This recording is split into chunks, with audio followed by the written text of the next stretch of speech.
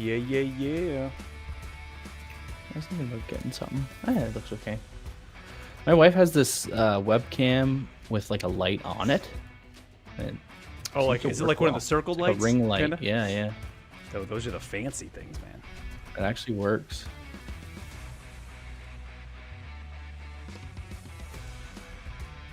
He's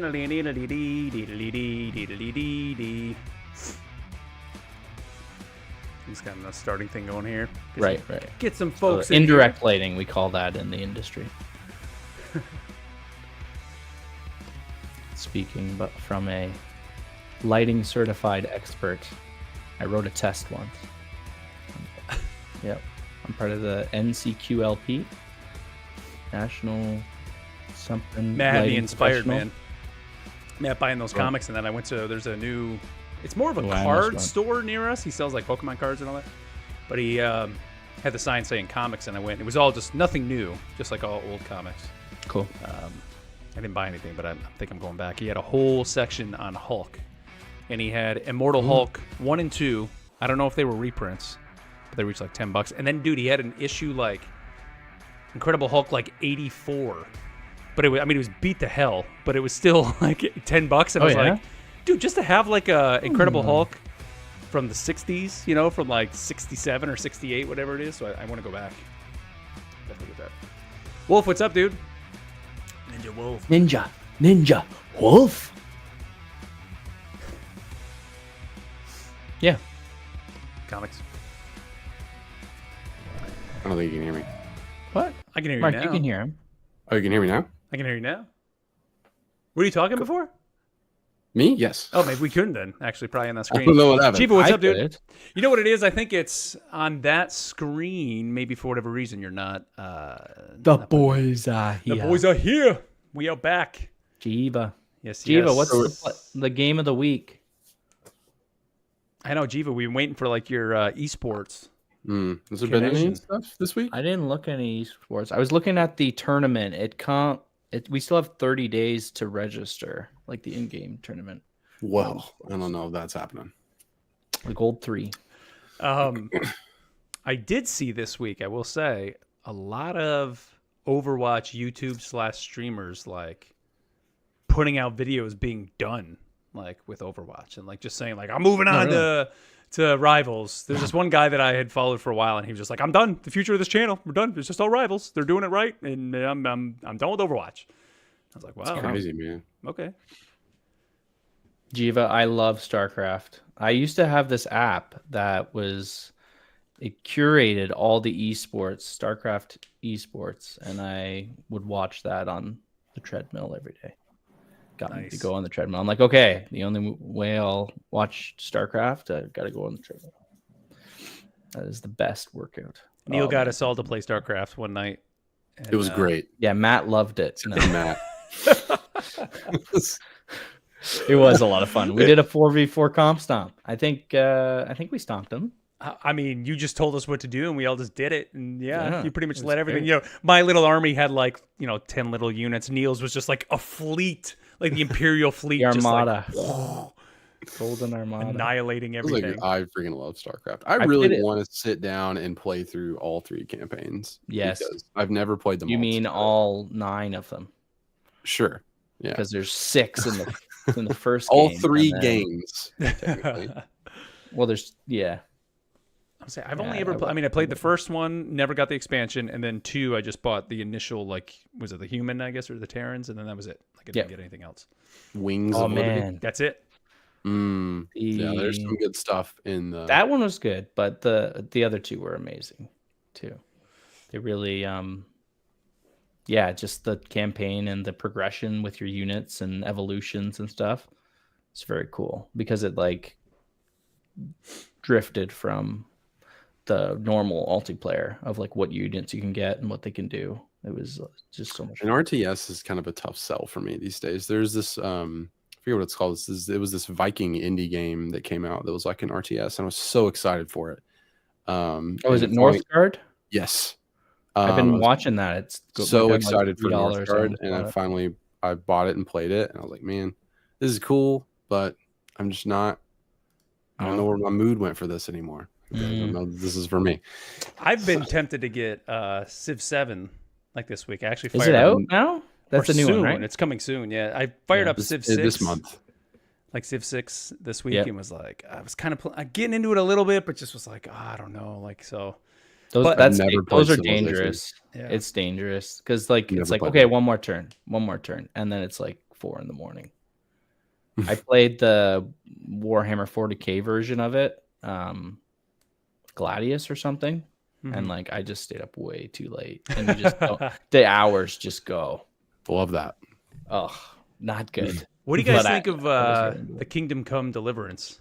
I want to I play it. haven't played it. I know There's a I- second I one. the was- second one just came out, and it's getting Yeah, I like, have a buddy that's really rave into reviews. it, and he's told me a couple things that have happened, and it just seems like medieval life simulator, you know. but, Exactly. like, Yeah, Yep. it's not as like It seems magical, super Yeah, right? cool. there is no Just magic. Like visual. it's literally like you're living Yeah. just as if you lived in the whatever 1400s, 1300s, Mm-hmm. and it's just so. Yeah, I got the first one for free on Epic. I didn't check and see what Oh, shit. Epic's free game was today. Mm. Wow, dungeon running. Oh, dude, Mythics and all I like the MDI, Mythic Dungeon Invitational. I watched so much of that whenever I was like playing into WoW and actually pushing Mythic Dungeons, because you would learn stuff, you know, from like learning the paths, and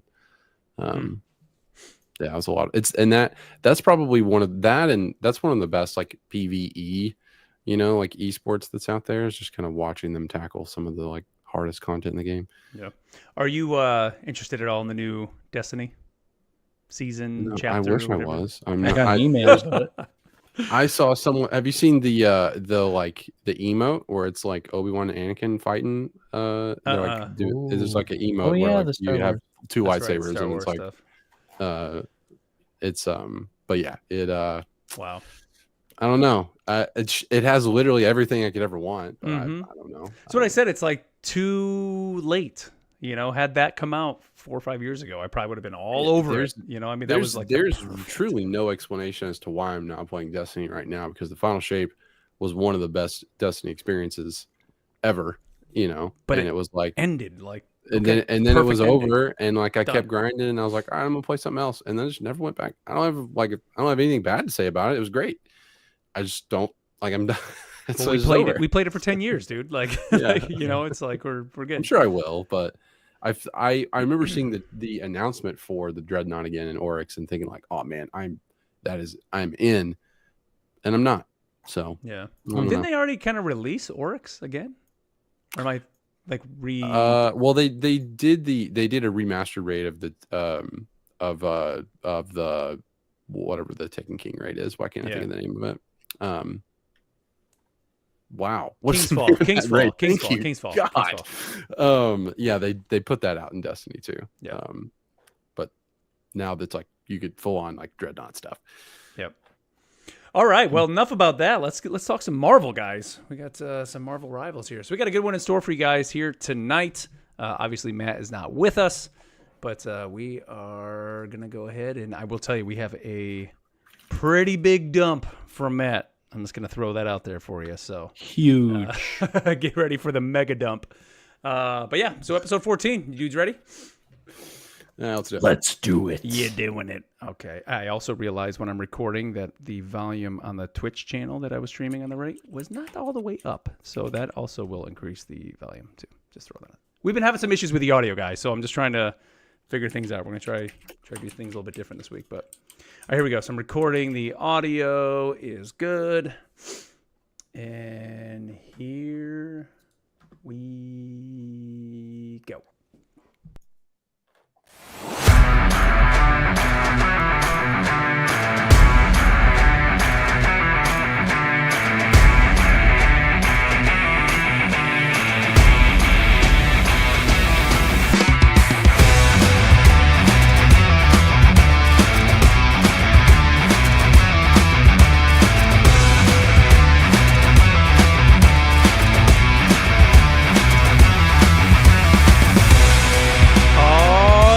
You know what time it is. That's right. It's time for Rivals Assemble, a Marvel Rivals podcast. I am your host, Mark Turcott, and you were tuned into episode 14. Well, don't have a ton of news to get to this week. You might say it's the calm before the storm, like the Johnny Storm. You see what I did there? Yeah, no, but seriously, we do have some good stuff to talk about here tonight, from new skins to a huge Magneto lore dump from Matt. And of course, we got some questions and topics from you guys. So to break it all down with me here, first up, Neil, what's up, dude? To me, my X-Men. I don't know if that actually fits, but Magneto Day, excited. Really excited to talk about him. I'm excited to be back. You guys did a great job last week. Yes, Thanks for putting that out and letting me enjoy it as a listener. I loved it. It was on in the car for the whole family while we were driving back from vacation. So I love that you subject your family to this podcast. Like, that's every once in a while, like my mom will call me and be like, "Oh, I listened to your podcast last week. It was good." I'm like, "Mom, like, really? I didn't know what you were talking about, but I love listening to it." And I'm like, "Okay, Mom, great." But like the fact that you make your kids, they're strapped into their car seats, have no choice, have to listen to this. I love it. Honestly, they're pretty excited, but they're like, "Dad, that sounds like you." I'm like, "Yeah, it's me." But they're like, where are you at this episode? I'm like, "Well, we were on water slides and having fun." So that's great. See, our kids are on different ends of the spectrum now. Your kids love to hear it. They think it's cool. My kids hear it and they're just embarrassed when they hear me like talking about nerd stuff like this. Let's see. And also here joining us, Ken's. What's up, dude? Hello, I'm back. Yeah, it's all three of us again. So ready for see how long the episode will go. Maybe 2 hours. Well, hey, with like we said here, with this pretty big Magneto lore dump that Matt just gave us. ready for Matt to give us a huge dump. Yeah. He hates, and we just keep calling it a dump because Matt, just kind of behind the curtain, hates us calling this the lore dump. So we're just going to continue. And if you want to leave us a comment over on Spotify and talk about how much you love Matt's dump, go ahead and do that. It's just, I love it. It's hilarious. How they get bigger every week. Yeah, they truly do. This one's huge. It really is. It's immaculate. This is the biggest Matt dump ever. Yeah, so we are here, guys, episode 14. Big thank you, as always, here for tuning into the show, however you're tuning in, whether it's through the audio version on iTunes or on Spotify. Thank you guys for tuning in. Again, great way to get in touch with us. Leave us comments over on Spotify. We read every single one of those, and we get a lot of them here kind of throughout the show here. Of course, at the end, we're going to get into some great topics you guys gave us. You can follow us over on Twitter or on Blue Sky at Rivals Assemble. And big what's up to everybody watching us live over on YouTube and on Twitch at Rivals Assemble Pod. And of course, you can always email us at rivalsassemblepod@gmail.com, which, by the way, we have a great email we're going to get to at the end of the show. It's a little bit long, but it's fantastic. So great topic here. So we're going to get to that in a little bit. And we wanted to point out to you, if you guys have any cool clips on any of the social media platforms like Twitter or Blue Sky, tag us in it. Tag us, Rivals Assemble Pod, and we can, Rivals Assemble, and of course we can retweet those out, or I don't know, what do you call it on Blue Sky? Repost, whatever it is, and talk about them. Here on the flag it, yeah, talk about it here on the show. So let's talk about our latest poll, fellas. And last week over on Spotify, again, if you listen to the show over on Spotify, you can see we do have a poll every single week. And this week we asked you which character needs a buff. And so we gave you 4 choices: Magneto, Jeff, Mr. Fantastic, and Black Widow. And again, you guys killed it. We got over 100 votes this week, 111 votes total, and coming in with just a little over 50%, with 52.3%, Black Widow getting the win in the poll, with Magneto coming in a second at 23.4 with 26 votes. Now, I will say, this one has been a little divisive because Black Widow, of course, winning the poll. But if you read the comments, because a lot of people, you guys leave us comments kind of following up, I think, on your votes as to why you're voting the way you are. Magneto seemed to be the one that kept getting mentioned, that he needs the buff. He needs the buff. But, hey, here we are with the poll. And no, everybody's saying Black Widow. So what do you guys think of this result? I don't know. I don't play Black Widow, so I don't have much of an opinion. And Black Widow is also never on my team. So because everyone is either too scared because they hear that she's trash on the internet, or I don't know. So I've like no perception of what Black Widow is like. Other than like the one game I talked about last time where someone absolutely owned everyone on my team and totally carried the whole team. So I know that it's possible. I think that this is kind of similar to how we talked about the Jeff situation, like Jeff being like the lowest tier, because like a lot of people play Jeff. Right. And this is like the exact opposite. It's like no one's playing Black Widow. If you're playing Unless Black you're really Widow, good. you're either like you're either really into it or you're expecting pain. So I don't know. Maybe that's why this vote is what it is. Yeah, I played Black Widow, I think, for real the first time this week because she was one of the characters you can be to finish one of the events. Just played in a first AI kind of thing. I was just trying out some new characters, and I did not do that well with her. I think you need to find a good spot, and you have to have good aim for sure. And her ult, I don't know if I understand it or not, but I never got any kills with it. Yeah. I mean, I think with her, you definitely need to have good positioning, and she's very, I want to say, like, map determinative. Like, you have to be playing her on a map where she fits, right? Where you have that nice sight line, because you don't want to, I mean, you can't even really play her mid-range. Like, you need to be playing kind of back line with her, so you're kind of back there with the strategist, but you have to have that line of sight, where someone like, when I think of, like, Moon Knight is very much about position as well, but not as much, right? Because you could still just kind of be perched up somewhere, drop an Ankh, kind of, as long, it's really about the Ankh placement with Moon Knight, where with her, it's really, you got to be able to hit those shots, because if you're missing those shots and you don't have that line of sight, it doesn't matter. Like, you're just going to be totally just not helping out your team at all. Yeah. So unless you're playing the Dragon soccer game. Oh, she's great in that. Yeah, she's great in that's that. where she's absolutely excelled, for sure. That's where I guess that's where I've played her the most.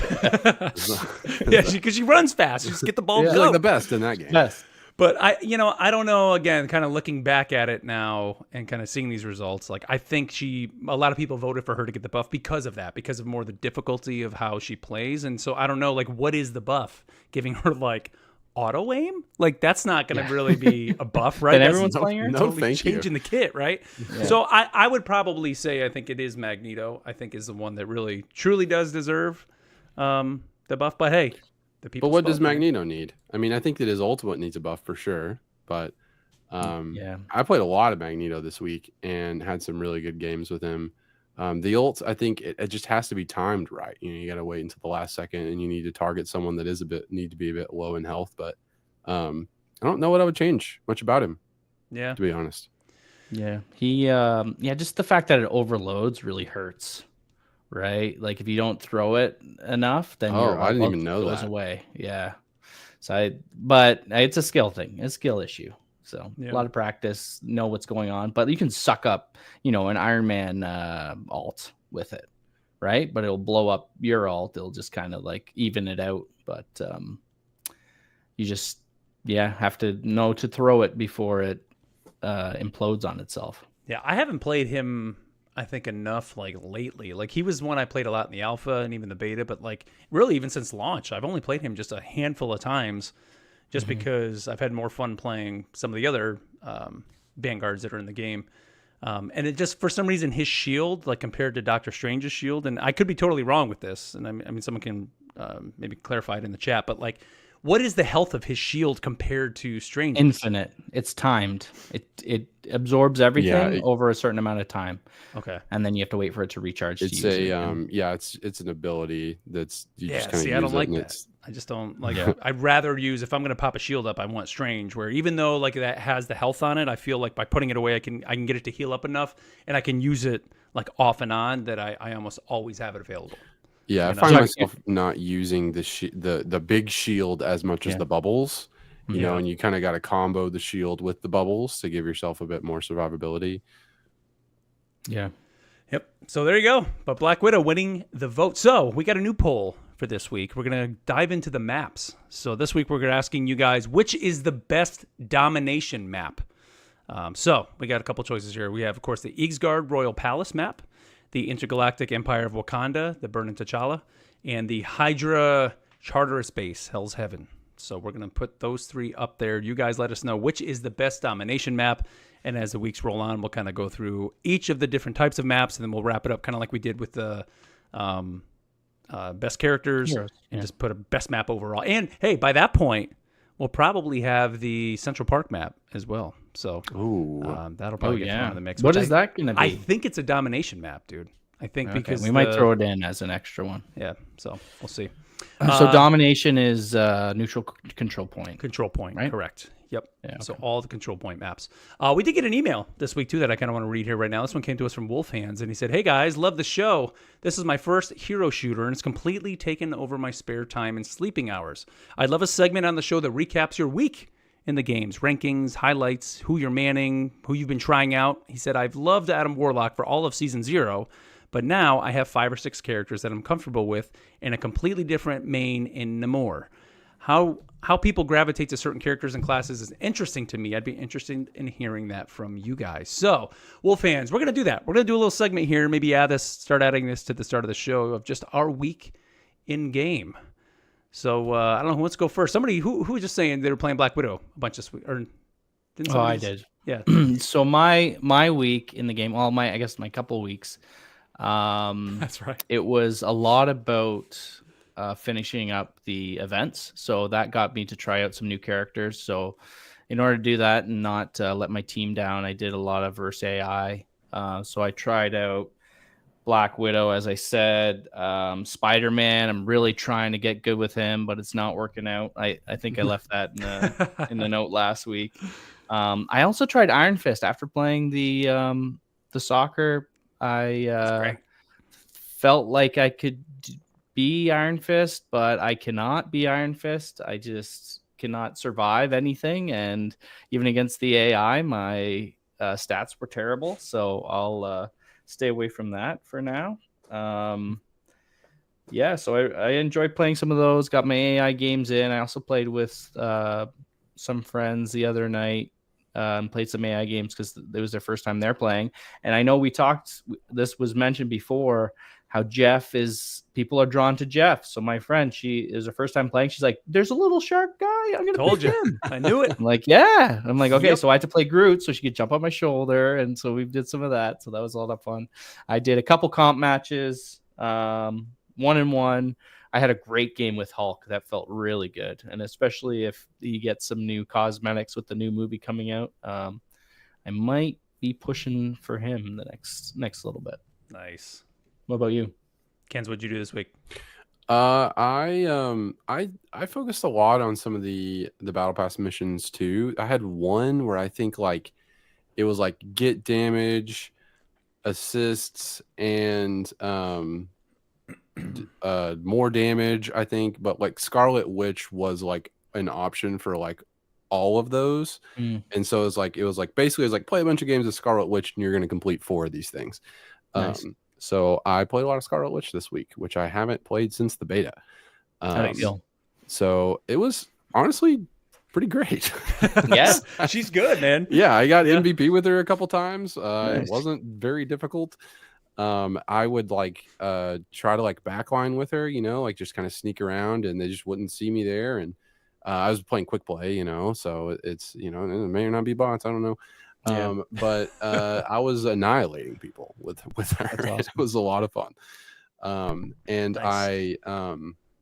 some other like of the quests that got me into playing another hero was I played a lot of Adam Warlock this week because I was trying to get some healing and some assists. And Adam Warlock is he can carry a team like as a like damage dealer. Yeah, man. I was just like getting tons of eliminations with Adam Warlock. I mean, he's definitely got the range and a good amount of damage. He has that charge up ability.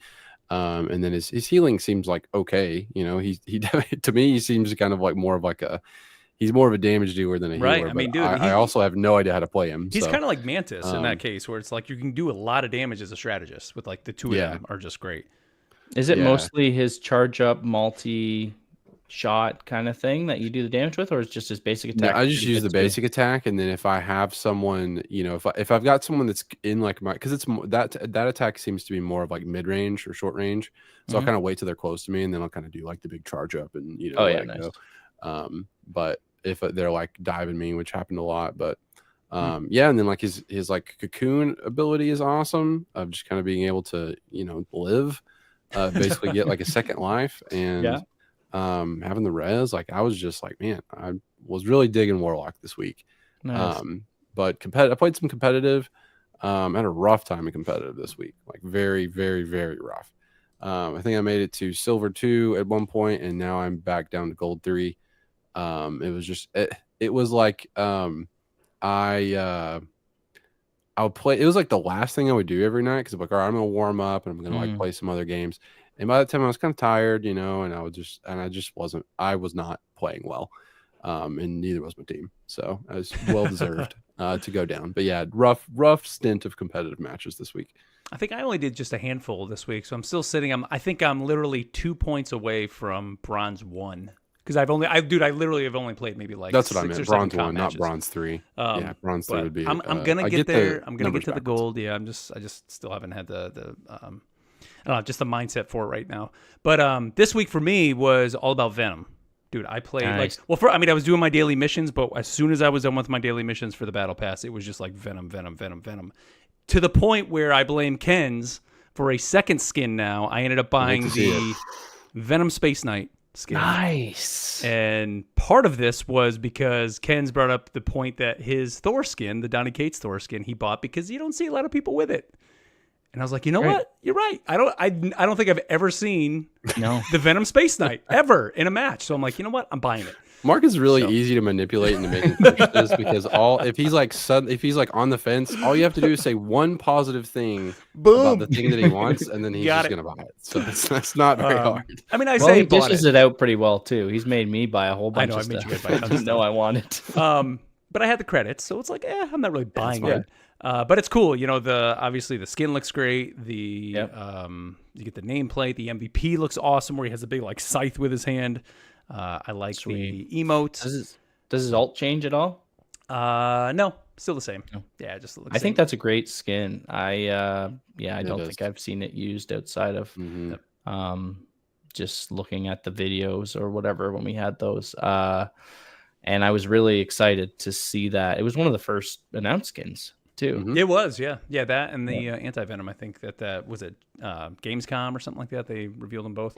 And then that led me to do exactly what they want us to do. Is I read the first 6 issues of Venom Space Knight, Marvel Unlimited, which I highly recommend. It is, of course, it's Flash Thompson, which made me think: is this the only skin in the game right now that is technically a different character than, I guess, the original character in the game? So we have Eddie Brock Venom, but the Space Knight Venom is Flash Thompson. It is not Eddie Brock. Yeah, I'm thinking nobody else is like that in the game. I think so. Yeah, voice they lines could do the same, more of that for sure, but well, we'll see if the movie skin is Falcon as Captain America. Yeah, Sam Wilson or also Red Hulk too is not Bruce Banner, so that would be another. That would be another one. Yeah, it's Indiana Jones, right? It's Indiana Jones, yes, correct. Or Han Solo, yep. Which, speaking of Han Solo, though, that's what I was gonna say. Is the Space Knight Venom book is like a mix of it's Venom mixed with Star Wars, and he just goes on this adventure through space, and it's great. So I highly recommend that if you're looking for just something interesting to read, a fun read. That's where it's at. It's good. Venom Space Knight. Yeah, I didn't realize that Space Venom was Flash Thompson. Yeah, didn't know that. Yep. He joins the Guardians and then goes off on his own and becomes Space Knight. So awesome. Yeah. Well, there you go. There's our week in game. So let's move on here to the news segment that we call the Not So Daily Bugle News. J. Jonah Jameson here. All right, guys. Well, I don't think a week could go by in this game without us saying, hey, there's new skins. They announced new skins for the game. So that's right. We have some new skins revealed for the game. And I want to say, was it last week we had the question about more MCU skins coming? And I think we mentioned the Cap Infinity War. And here you go. We have Captain America Avengers Infinity War entering the rival battlefield. What do you guys think of this skin, man? I think it looks amazing. It's awesome. It's one of my favorite. I have not really been super into the MCU skins in terms of like I want to buy that, because to me, like I like the new stuff. Like I like to see, the new art, or kind of the way that they do like another kind of like take on a comic series. Like I've seen the MCU for years now. but this one is really cool. It looks I so really, good, I really dude. like this one. It looks so great. I mean, it looks literally just right out of the movie. It's fantastic. The MVP screen, it's him running across like the field of Wakanda. You see him like jump over a log. I mean, it's awesome. The way they do the shields is like he has the two little mini shields, because he doesn't have. It's like so good. Yep. So the way they phrase it is they say the shield of bravery returns, evacuate the city, engage all defenses, and get this man a shield. Captain America's heroic costume, inspired by Marvel Studios' Avengers Infinity War, combines enduring courage with a sleek, battle-ready design. Be ready to face any threat with the man out of time. Now, these are available right now. So if you're tuned in live here to the show and you've been wanting this, you can get it right now. It's available. Or, of course, when you listen to the podcast, it's out there. I don't know what the prices are on these. I would assume they're probably falling in line with the other ones. Yeah. Have you seen the 22, emote? Like the emote that comes with the skin, where it's like the Infinity Gauntlet pushing down on him, and he's like holding it back. Oh man, I have not, Ken. You have to tell me that. I'm just saying what's. Yeah. You know what? I haven't seen anyone in the game use this skin before. So right, yeah, you this should probably buy it because it wasn't available till right now. Come on, man. Oh, okay. But I will say, for me, with this one is I already own the whatever Eagle, Falcon, whatever that Cap skin is. So as much as I like this skin, like I already have that skin. So I don't think I'll be purchasing this one. I don't. Yeah, you will. No, I won't. No, I won't. No, Matt will. I won't. No, I don't think this one is. This just reminds me I need to rewatch this movie because it does not look familiar to me at all. And what is this trident thing that he's got? That I don't get. What, like, is it when he's fighting one of Thanos' dudes? Like it almost looks like Namor's trident, but it's not. I think it's one of I can't think of his name, but the people that are on Thanos' side, I think that's what it is. At one point he gets that when they're battling with him and Black Widow and they're kind of fighting on the streets. I think might be what that's from, but it's pretty cool, man. And the little clip they put up on Twitter. Let's see. We have one other skin that's coming, and actually, Danny Koo, of course, the game director for Marvel Studios, put out that it is Luna Snow's 7th anniversary right now, and that they have put out the Mireille 2099 costume for her. And he says, Penny told me that Soul 2099 has been an astounding transformation. The high-tech futuristic cityscape is beyond words, but amidst it all, the love for music stands strong. Step into the future with Luna Snow's 2099 costume, where innovation meets timeless rhythm. Dominate the stage in the battlefield with her dazzling look, blending tech, style, and starlight charisma. So, and this one's pretty sweet, man. I will say, like, this is a very, very cool skin. Like, I don't play Luna, but, like, this one makes me almost want to play Luna with this skin. Like, if this was her default skin, I think I'd rather play her. It's like instead of ice, it's ribbons kind of thing. Yeah, right? It's cool. It's, to me, it's like if sound was physical, she's like, like little music notes follow her when she's skating along there. So I think that's pretty wicked awesome. She's like female Lucio in this, maybe? We should get the headphones on. She's a DJ. Well, I don't know if it's her emote or what, but she pulls out a full turntable. Yeah, it's pretty sweet. I think that's an emote. And she's like breaking it down. Yeah, it looks pretty Headphones on, ready to go. So again, this is very cool. Available now if you're interested in picking that up. Now, her 7th anniversary, she was first in, what was that game Matt always plays? Future Fight? Yes, Future Fight. So, which is like a ARPG kind of thing? Yeah, mobile ARPG. So, for those that I guess knew her before the game, I knew nothing about her until the game. I remember like she was one of the first characters I think they showed for the game, and I was like, "Who is this that?" 2099 skin is that in that game, or is this a new look for her completely? I don't know. I mean, I think maybe they're falling in line because of the storyline. Because it mentions when what they put up about how Penny told me that Soul 2099 has been has seen an astounding transformation. So I think it's like. Maybe she's either gone to 2099 to see that in in Tokyo or Seoul. But, makes sense. Yeah, it's falling in line with that. So her and Penny partying in 2099. Gonna party like it's I'm sorry, not 1999. Party like it's 2099, right? What would those skins look like? The 1999 Marvel 1999, the 1900s. Big baggy Jetco jeans with a chain hanging down for your wallet. Yes, Awesome. please. Cargo pants. Bring it back. Yes. Let's see. We also had with these new skins and costumes earlier today, a new patch came out for the game. This is patch 20250-207. Say that as fast as you can. Repeating, of course. But nothing major here. A lot of it just seems to be a lot of bug fixes. Yeah. People were getting stuck indoors. Looks like some reloads for Loki. So nothing, in terms of like actual hero damage numbers or anything flying off like that. I'm assuming we're probably going to get that more with the mid-season patch. Sure, Any of they'll those be things. balanced there. Yeah, the big thing with this one is the skins. Yep. And then, just bug fixes. So nothing. I have really to actually of say, note. I really enjoyed reading these. They put some nice. Like I'll just read one here. Venom's wild swing fixed an issue where Venom's swing would occasionally fail to end properly. Now he'll always land with style. So they have like a little thing at the end, right? Oh, I didn't even really. Read Mr. number 2. Fantastic. Honestly, We'll did put- not read it that closely. Bulletproof rubber addressed a bug where reflexive rubber ability could That's sometimes funny. fail to end correctly. He's back to being as fantastic as ever. Yeah, number 2. Very Venom. good. Venom's Very good. ultimate Devourer resolved a problem where pressing Devour as soon as he lands after unleashing Feast of the Abyss would sometimes deal no damage or knockback. Venom's hunger will now be fully satisfied. Wow. Guan, bring That it. is impressive. It honestly. is pretty good. Like, It's good. Give this AI a raise.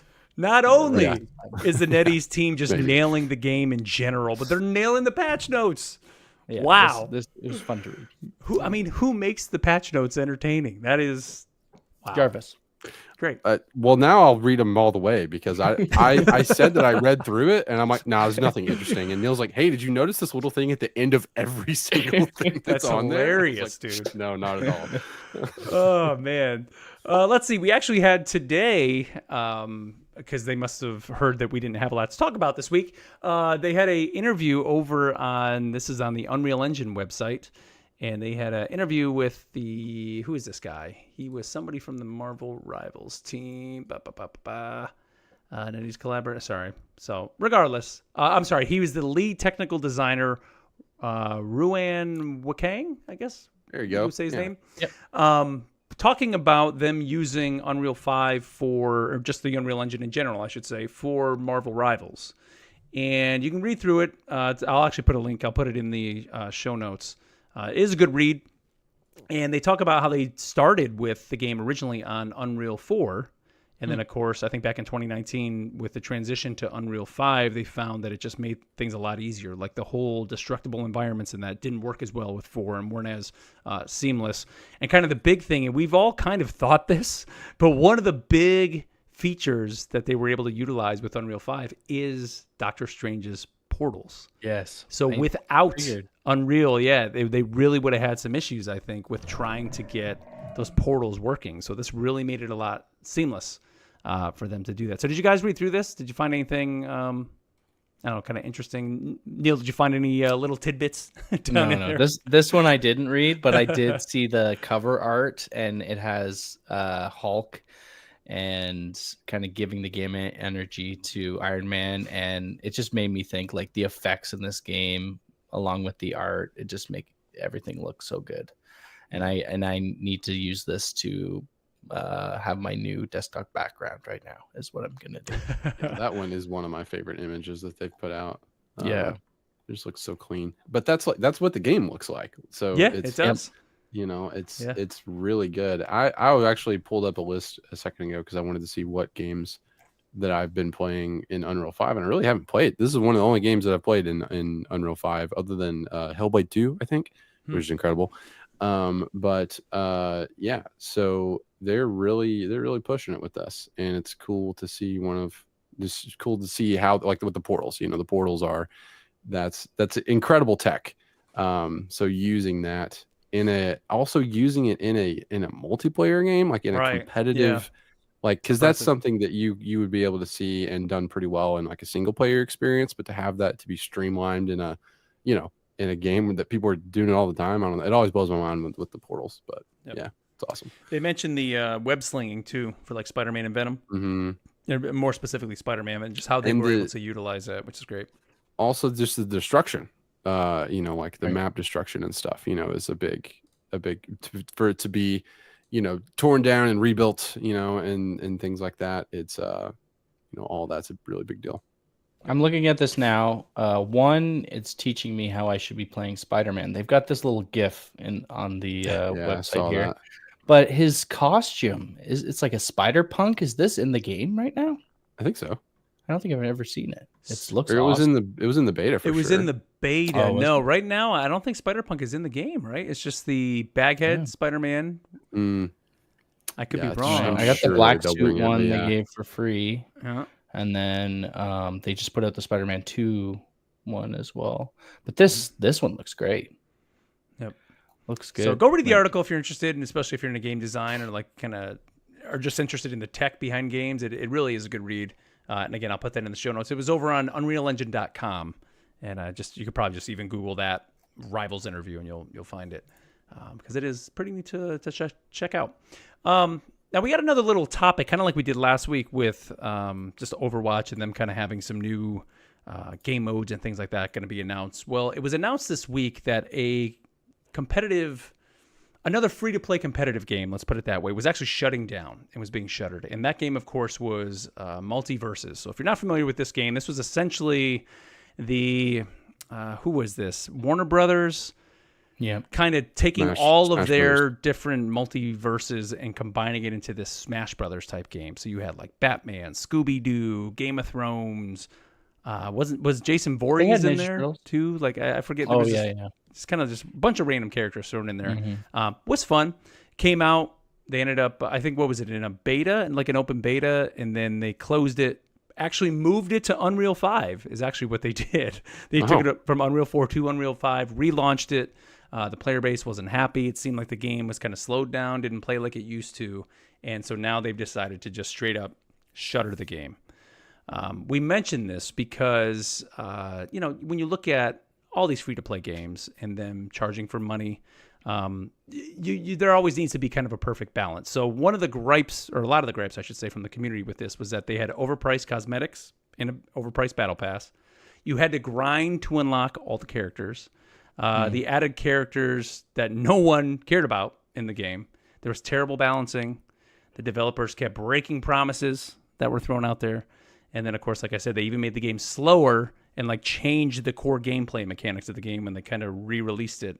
That basically made the game not fun. So I mentioned this because looking at what has happened so far with Rivals, I mean, I would say none of the warning signs for them doing any of this seems to be there. So I don't know. What do you guys think just kind of where Rivals stands right now in terms of just free-to-play games, looking at, how you've had these failed games like this? I don't know. What do you guys think? Just kind of I think a big mistake of Multiverses is not having the characters be free. Yeah. And I think that definitely. was whenever we were in the alpha and beta for Rivals, we didn't know exactly what the monetization was going to be like for this game. And that was a big concern that I had was like, are we going to have to pay for, new heroes? And that really would have sucked.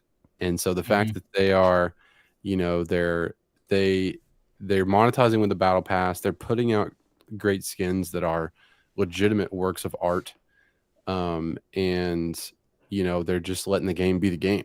And like, it's just the idea of like, you put out a great product and I think the money will come. Right. And I think that's what Rivals has done, versus some of these other kind of business plans for how they're going to keep trying to, I don't know. It just doesn't, I don't think it works that way. Yeah, and it was like from day one. We mentioned that Gamescom where they showed the Venom skins. I think that's where it was that they announced every hero will be free. Right.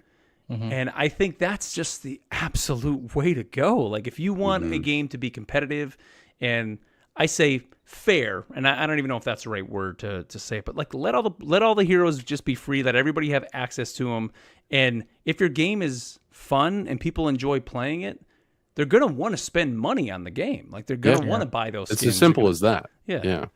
Like they're going to invest in the game itself, and as far as what I can see, it seems to be happening with Rivals. I mean, the number of people that bought that Season 0 Battle Pass that probably didn't think about it like going in that they were going to spend any money on that game at all, that ended up buying it, I'm sure I would love to know that number, because I'm sure there were a lot of folks that just went and was like, oh, let me check this game out. And then before they knew it, they were just loving the game, and they're probably still playing it now.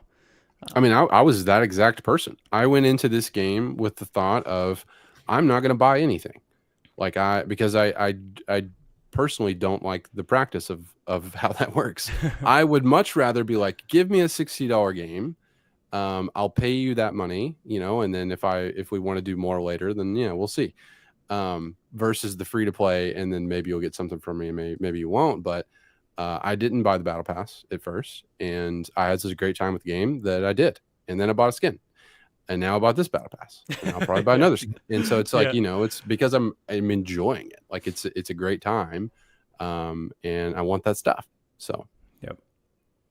I don't know. You got any thoughts? I on this? think obviously they're doing a great job, and gameplay was first, and they've got, it seems like, an army behind this thing. They've got NetEase money, they've got Disney money behind it, so everybody is very invested in making this game good, and they did it all right with the promotion leading up to it. They're putting out new stuff for it all the time. They've got new costumes every week, every 2 weeks. They're hitting up with new events. They've got new game modes with the shark and the football, with the shark and the football. And and it's they're going hard with it. And these events, I guess PSA, you only have today to finish up this Daily Bugle events to get the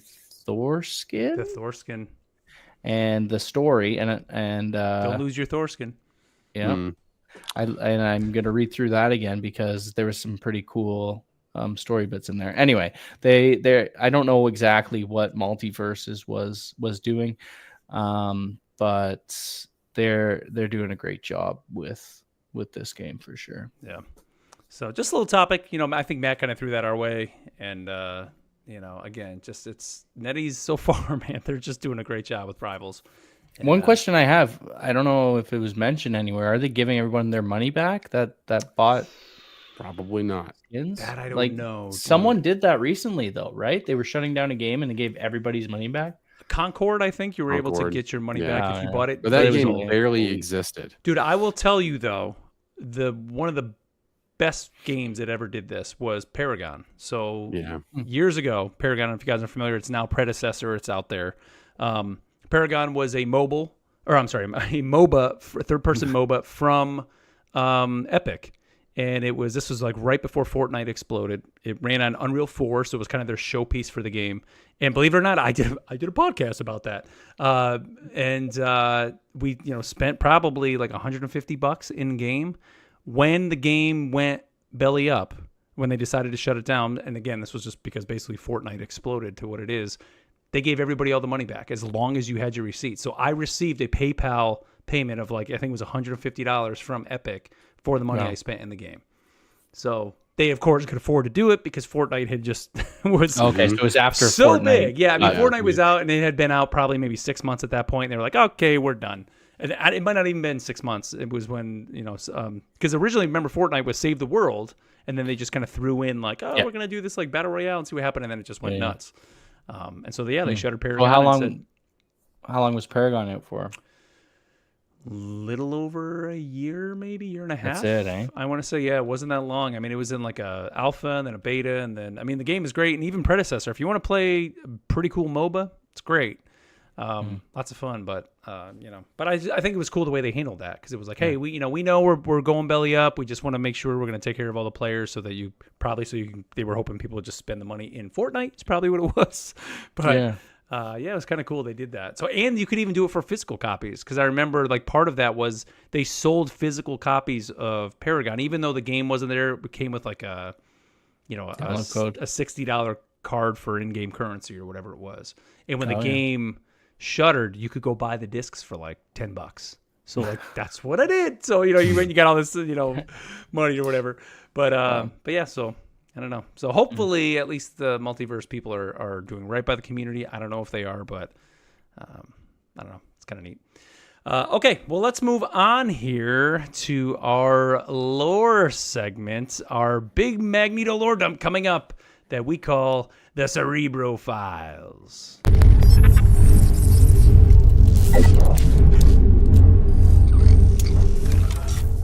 All right, well, as promised here, again, Matt could not be here with us today. However, he did definitely bring some Magneto lore for you. So sit back, relax for this one. Like I said, it's about 17 and a half minutes long, but there's some good stuff in here because Magneto is epic.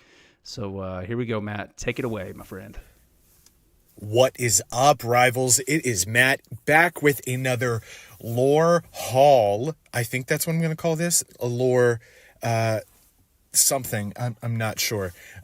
Yes, I will eventually be back with the boys talking to you live or semi-live or however. But for now, we are confined to this, relationship where I'm just talking at you. But feel free to engage. Hit me up on social media, either through the Rivals accounts, or you can find me at GG's Matt. And we can talk about comics and all the storylines that you want to hear about. But this week, we are deep diving into the master of magnetism. Yes, Magneto.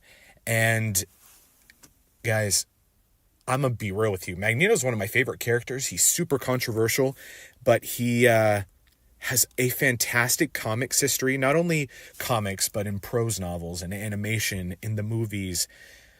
Such a rich character. And throughout the years, there have been a lot of attempts to either change or redefine his backstory, to clear it up, to try and make the character, I guess, more aligned with like a vision of what Marvel wants it to have. So I'll try and give you the clearest timeline of where we stand now. So Magneto's real name is... Did you say something? And I'm just waiting to hear what name you said. Because if you didn't say Max Eisenhart, then you would be incorrect. Yeah, Max Eisenhart is Magneto's true name. This wasn't clarified until much later in comics history, after he was a well-established character. He grew up as a German Jew during the Second World War, where his family was killed during the Holocaust. His mutant powers activated and saved him from the deluge of bullets that killed his family. And he was found among their bodies, basically. I think Magneto is a very important character as well, because it forces us to examine a lot of the true gritty history of the world. And I think it lends itself well to the X-Men corner of Marvel, because the X-Men the titles have always been there to spark a conversation about the world, about politics, about the way we as humans are treating each other. So some very important issues going on here. In the comics, Magneto eventually is taken captive as a teenager. He is forced to work in the Auschwitz concentration camp, where one of his childhood friends, Magda, is also. Her family is sadly killed, but they are able to escape from the concentration camp together. After the war, they have a child together, Anya. But if you've seen the X-Men movies, particularly where Magneto is portrayed by Michael Fassbender, they do a pretty faithful, inspired by retelling of his early days. If you remember the scene where he's in the woods with his daughter, and the soldiers come, and no one really makes it out except Magneto. In the comics, it's a little different. The home catches on fire, and Magneto takes out all of the soldiers who are around, and his now wife, Magda, is the only one who survives that. And scared at what he may become, scared at what she's witnessed, she runs away. And this sends Magneto on kind of a different path of trajectory. Up until now, he'd hid his mutant powers, used them unknowingly in some situations, but now he is fully embracing them. That is when he goes through some illegal channels to construct a new identity and presents the name Eric Magnus Lensher, which is a much more commonly known name for him in the comics. And at different points in the comic history, he is almost like the Punisher for mutants, if that makes sense. So he is going out and taking care of people who are either making life difficult for mutants, who have hunted down mutants. He's kind of like the equalizer in that measure. At one point in the comics, he works for a U.S. government organization hunting down these people, but turns on them as well. A lot of comics pop in and out of his history, kind of like how, if you remember, talked about Symbiote Spider-Man, how Marvel is pulling some more storylines from that smaller moment in Spider-Man history. That's what we see a lot with Magneto. They tend to insert events into his life that work with what is going on. Magneto does, the Magneto family tree is, one, contentious and ever-changing, but two, another growing family tree in the Marvel Universe. So, a lot of people have asked to talk about Scarlet Witch and Quicksilver and things like that, but I hate to tell you, as of now, to my knowledge, the last comics that I had read, although it was originally presented that Scarlet Witch and Quicksilver were the children of Magneto through some convoluted means, that was retconned nearly a decade ago, along with the fact that Wanda and Pietro, Scarlet Witch and Quicksilver, aren't really mutants. And that is still one of those things that's up in the air. Some writers don't want to touch it because it's such a contentious subject. But they are, in all forms and purposes, chosen family, which has been acknowledged in many of the recent X-Men books, especially among Wanda and Magneto. Some of the best comic events in Marvel history involve Magneto and the X-Men, and I feel like you need to do the reading, and you don't need to hear me talk about much of his life. So let me give you some of my greatest hits for Magneto. First off, the Age of Apocalypse event, where the world is re-envisioned with Apocalypse helming it. Magneto it's kind of like this post-apocalyptic, forgive the pun, dystopian future where Magneto is heading the X-Men, Rogue is his side, and we get some really cool redesigns of characters, and, kind of like a what if you will. And that was a whole line and a whole event, and I just recommend that you read it. If you go on Marvel Unlimited, you can just literally type in Age of Apocalypse and so many things will pop up for you. There's the Onslaught event in comics history, and that is where trying to condense these things into it's like trying to talk to somebody and whittle down what you know. The Onslaught event is when basically Professor Xavier used his powers to shut down Magneto's mind during this fight between the X-Men and Magneto's acolytes, his followers. And it basically put him in a coma. And while he was in that coma, the darkest parts of Magneto's mind basically escaped into Charles Xavier's mind. And they merged along with Xavier's darker tendencies and darker personality traits, which we see some of in the more recent X-Men books, especially the Krakoa books. And they became this separate persona. And if you've ever seen this imposing figure that looks like a huge Magneto, like buff Magneto in this armor with like a blacked out face space in the helmet, that's Onslaught. A big, cool villain that the X-Men fought. Very good event in comics.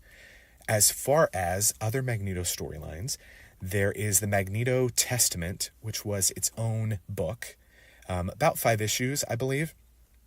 And this is a more modern exploration of Magneto's early days. So the hard history of World War II applied to the early days of Magneto's life.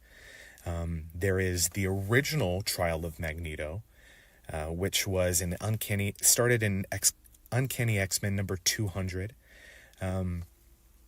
And Magneto is on trial while terrorists are carrying out this attack in the names of the X-Men. And there's some bait and switch about who the real attackers really are. But it turns out it's all a distraction so that people could know where Magneto is, corner him, attack him, and try to kill him. This sees Magneto kind of forcefully become the hero of the day. There's also the more recent Trial of Magneto, which happened just a few years ago during the Krakoa era, where the Scarlet Witch is murdered at the Hellfire Gala, and Magneto is suspect number 1. A very good mystery. Turns out it's not a lot about Magneto, more about the Scarlet Witch, but some good misdirects and some very interesting implications for all of mutant kind in that book. There is the Magneto War, which is an event in Uncanny X-Men, the 300s, if you will. This is in X-Men Volume 2. I think it's in the 80s. Basically, Magneto, one of his big driving purposes is protecting mutant kind, protecting this minority group. And to do that throughout different points in the comics, most successfully we've seen them establish Krakoa as, well, rest in peace Krakoa, as a haven for mutants. But we've also had Utopia, we've also had Genosha, these failed attempts, if you will. But during the Magneto War, this is him basically saying, I will stop at nothing to protect mutants, even if that means I have to kill other people. So he very much, he lets loose. When Magneto, that's a common thread amongst Magneto books. When he lets loose, he's not playing. There is Magneto, not a hero. And this is another good mystery. I love mystery books. So over the years, Magneto swings from villain to kind of anti-hero territory. And in this book, basically, he is caught on video killing members of an anti-mutant group. And think about how that would resonate in the world today. You see the video on TV, you see the video on social media. But is this really what happened? If it isn't, is someone trying to set Magneto up? If it is Magneto going against all these good things he's done to redeem his name and redeem mutant kind's name? So some good, not cool, but real world implications. A book that makes the reader think. There's Planet X from the new X-Men line of comics. That was the black and yellow uniforms, if you remember those, where the comics introduced Cassandra Nova. And it's during this arc that, spoiler alert, if you don't want to hear it, Magneto is revealed. He's thought dead for a long time, but in actuality, he's been posing as Zorn, a trusted friend of the X-Men. And it is a reveal that had huge repercussions in the book at the time. For a long time, we thought Magneto was truly dead, but he wasn't. Another good story, and I know I'm going on long, so I'll try and wrap it up. God Loves, Man Kills. If you've seen X2, X-Men United, similar story. William Stryker. He wants to rid the world of mutants. He teams up with the X-Men after 2 mutant children are killed. And so this is one of those times where he's like, for the good of all mutant kind, I will become the anti-hero. I know that this is bigger than myself. There are more important things than what I want right now. And then some single issue stories. Magneto in the Savage Land. This is Uncanny X-Men number 274. So there is someone in the Savage Land basically manipulating the Earth's magnetic field, which is all Magneto's powers, right? And so he goes to the Savage Land to investigate, to see what's going on. He takes Rogue with him. This is a Chris Claremont book, if you have any qualms about reading it, so you know it's going to be good. And actually, there's a series currently going on right now, Rogue in the Savage Land, which is another, basically, let's take this one moment and dive into it deeper. So it further examines this, one issue from years and years ago with some pretty sick cover art, mind you. And then another one, Fatal Attractions, Dreams Fade. This is X-Men number 25. And this is famously the issue where Magneto rips the entire adamantium skeleton out of Wolverine's body, leaving him basically nearly dead. Huge impacts on the X-Men books, but again, the shock factor of him actually doing this. One of the big questions people ask over the years is, why doesn't he just do it? Well, he did it. And that's the issue. Also, and finding my notes here, in the Ultimate Universe, the original Ultimate Universe, not the relaunch that we're in right now, Ultimatum number 2. And this is following the, spoiler alert, if you haven't read any of the Ultimate books, the assassination of the Scarlet Witch in the Ultimate Universe. This is where Magneto basically, if you remember, we talked about this event during the Mr. Fantastic lore. He disrupts the magnetic field of the whole Earth because she dies, and he kind of goes mad. In doing so, he goes to the X-Mansion, sneaks in, and snaps Charles Xavier's neck. And the panels, if you go to the issue and look at when he actually does it, you just see the craze and the desperation in his eyes as like a father and someone who has just like had it. And he says, I knew when I came here tonight, this was inevitable. So not only is he a threat to the world, but he turns on one of his true friends, Charles Xavier. I could keep going about comics. I know that is a lot to throw at you, but hopefully you found some that sound interesting to you. If not, hop in anywhere that you want with Magneto. Such rich storytelling from one of my favorite characters in Marvel history. I hope that you have a great week, and I hope that you are reading something that makes you smile. Until we talk again, we'll see you.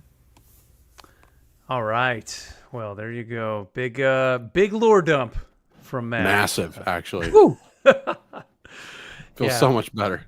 It's crazy though, man. Like, I never knew till then that Magneto's name was different than I Eric. didn't either. Like, that was something new that I learned from Matt.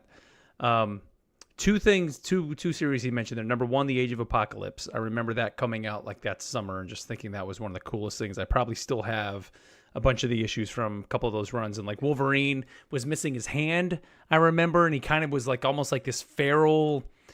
He almost was like a mix between Wolverine and Sabretooth, and he just, I don't know, it was just very, very cool run of that. But then the X-Men 25 book, where Wolverine's skeleton, adamantium, gets pulled out, is epic, dude. Like, that was such a big deal at the time, because I don't think we ever really knew until then that Wolverine's claws were actually like part of his body, like that they were bone. Because then after that, he just had bone claws moving forward for a while till he got the adamantium back. Oh, really? I think that would be a sick ass skin in the game. Is like Wolverine Bone with Claw. bone claws instead of the Oh, they have adamantium. to do it. Yeah, give me that like would be amazing. old man Logan with the Oh, dude, that would be that'd great. be amazing. I have not read anything that he said, and so I was taking some notes. The X-Men 25 for sure. Did you guys watch X-Men 97? Yes. Yep. So that was like, I knew that was a huge moment. Like I've known about that moment, but I didn't know where it was like in comics. And so now I have that pulled up. And also he mentioned the Magneto Testament. Sounds incredibly interesting, and the art for this is just very, very unique for a Marvel comic. It looks super cool, and it's like like Magneto's a child, it looks like. So really interested in that. Yeah, that Testament. I actually read that this week. Oh, really? And How is it? it's very real. Yeah. There is, I don't know, it was a collected edition or something that they have on Marvel Unlimited, but I read it. It's the authors wanted to do something to help combat Holocaust deniers, so they wanted to make it as like real with noted that's cool. dates Okay. and actual Yeah. things that happen. So it's very, very much Hardcore. not fantastical, very much serious. And I can tell by the cover. Like you look at the cover and you're like, this is different. This is not yes, like very what we sad. Yeah. Very sad stuff. Like Matt talking about some of that stuff there. I'm like, I might just start crying here. Wow. It's just so yeah, it's very good read. I enjoyed it. And they actually had some bonus stuff at the end about one of the people who were at Auschwitz, and she was like kind of an artist, and they told her story, and she was forced to do portraits of some people there, and the museum that they have in Poland wouldn't give her original art pieces back and all this stuff. So there was a lot of people online trying to convince them to give her art back. I didn't follow up. This was what 13 years ago or whatever it was, or even more. So I don't know if she ever got her art back, but they had a nice little story in there too. And yeah, good read for sure. I mean, Magneto is one of those characters in the books that, like, when you go back to his like first appearance or first couple appearances, he's like a very hokey, just like kind of classic Marvel villain, right? There's nothing really complex, or I don't know, there's no depth to that character. But then as the years have gone on, and I think really once like Chris Claremont like took over the Uncanny book, that's when they really started making this character way more than what he originally was. And I would almost say he's probably one of the first villains to truly have kind of that complexity where you almost understand why their motivations are the way they are. Kind of like what almost every MCU movie has been doing. Right. Like, not just twirly mustache villain. Exactly. Yeah. Which he really like, was that originally. Like, that was the original Magneto in the books. But then as it goes on, it's like, you kind of get it. Here's this guy who's like went through terrible things, and then gets to the point where he feels it's happening again. Like, he feels like, the mutants are the ones that are destined to take over the world, and they're the ones that are being persecuted, even though they're the ones who truly have all the power and can decimate all of humanity in an instant. And I don't know, he's just one of those characters that I think many people gravitate to his stories, because there's so much that can be done with it, and so much more here moving forward that I'm sure they're going to do. I mean, the whole Krakoa and everything that happened with that. And I mean, Matt even mentioned the new X-Men, the yellow and black suits, that whole storyline with him. And I don't know, he's such an awesome character. And I mean, he's been portrayed very well in almost every media, all the movies, he's been fantastic in. I mean, you mentioned X-Men 97. That second episode, I'm pretty sure, is the one where he goes to the government, and I mean, I was on the edge of my seat and had goosebumps. 97 is so good. It is awesome. Like, this year, even I, in preparation for Deadpool 3 or Deadpool and Wolverine, I watched, starting with X-Men, the Fox movie. I watched every single X-Men X-Men Nice. or Deadpool movie, like all together, including Origins, which is pretty rough. But it was like, I remember some of them being rough, but I was like, especially some of the newer ones, but I enjoyed almost all of them. Like even like that First Class is so freaking good. I love X-Men First Class. I like, just, I don't know, just seeing the different versions of Magneto was super cool. Yeah, First Class recommendation for me. Just look up First Class Magneto bar scene. It's when he meets some old Nazis in a bar. Very good. It's like 3 minutes of just like a fantastic movie clip. I don't think I've seen the whole movie, but that came up and I've seen that. I just watched it again today, actually, and it's just amazing. But I'd like to go through and watch those movies. The whole X-Men 97 cartoon, like that was a lot of my first experience with those events, but not just the Wolverine thing, but a lot of some of those major events that Matt talked about are in that cartoon, which was pretty cool. Like you change the magnetic poles on the earth and some of the other stuff. Like he's in a coma too, right? That happened in there, and going through, and it's all just great. I also started reading, there's a new Magneto, I don't know if it's still going or not, but there's about 4 issues on Marvel Unlimited. Started last year, I guess 2 years ago, so it must not be going anymore, but just called Magneto. And then the first episode, it's like recalling his first appearance in 63 X-Men, whatever that was. And it kind of puts a new spin on it where he's like, oh yes, I knew the X-Men could defeat me, but it was all part of my plan to have the humans realize that there can be good and bad mutants. So me being the evil side of mutants can show that there's the good side, so they know that not all mutants are bad and some can be trusted or something like that. So it kind of put a little spin on what happened there. I thought that was pretty cool. Nice. Well, we got a message here from Joseph Trujillo, and he said, I want to thank you guys for making the show. It makes the game more immersive and adds a level of depth that not only to the game and the characters, but to the gaming experience itself. It's awesome hearing you guys go through the same trials and tribulations that I do as a solid bronze player. You guys are doing incredible. Keep it up. Well, Joseph, thank you for that. But he also had a message for Jarvis. He said, at Jarvis, also known as Matt, I'm very excited for the Adam Warlock skin in the Battle Pass and would really enjoy some good lore to go with it. So next week on the show, we're going to have some Adam Warlock lore here on the show. So look forward to that. Matt will be giving us a nice little lore dump on Adam Warlock. So get your reading in and be prepared for that. So, all right, dudes, let's move on here to our final segment, the part of the show where we get you, the listeners, involved that we call What Ifs.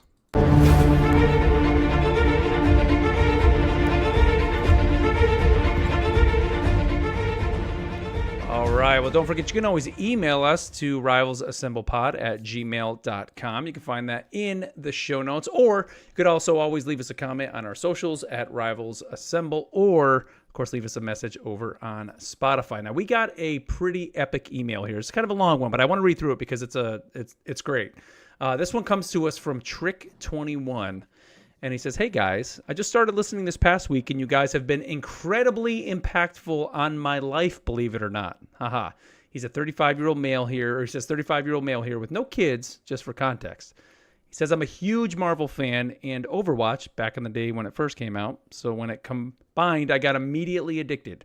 It's been a while since I played a video game this much. I ended last season in Diamond and am also currently Diamond. However, this came at the expense of my sleep, fitness, and my everyday life taking a hit. Someone then pointed out that I had 52 hours on Loki. I was like, WTF, wow. I was a little disgusted, honestly, and put my controllers into a timed lockbox for a week.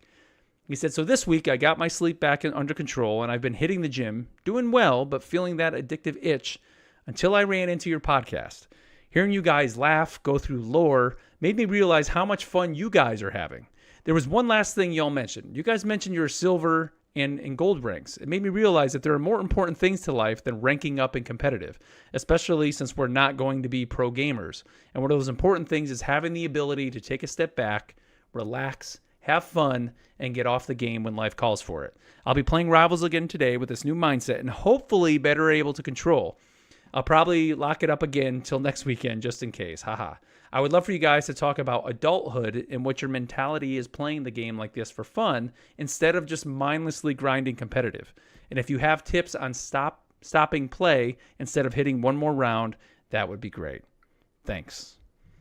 So Trick, first of all, thank you for the email.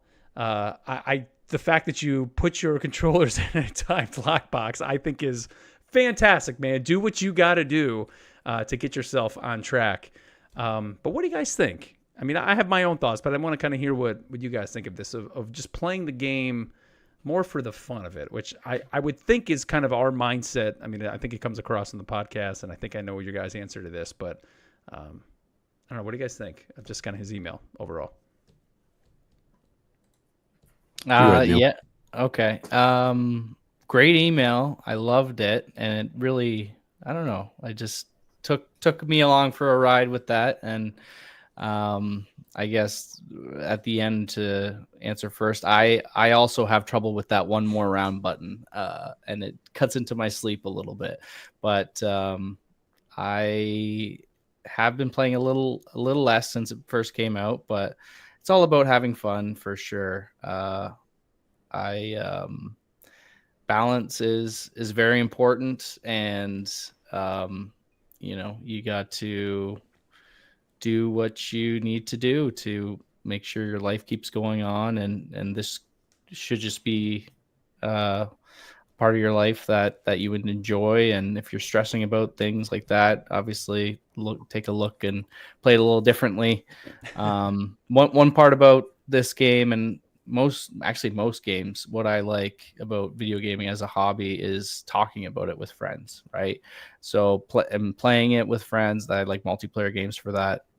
That's what gets me most excited to connect with other people with. And we play this together as a group after our show. We have a show, we talk about it. I just love it. And I've got some of my other friends to play with me too. So that's kind of like my number one favorite way to enjoy the game is just with friends, hanging out, playing whatever, practice mode, or just quick match or verse AI. It's just a lot of fun. And I'm glad that we can help him enjoy the game. Yeah. Ken, do you want me to go, or you want to? No, I can go. I was just thinking that, I read this email, and so for my career, I'm a psychotherapist. And so I talk to people every day about mental health and,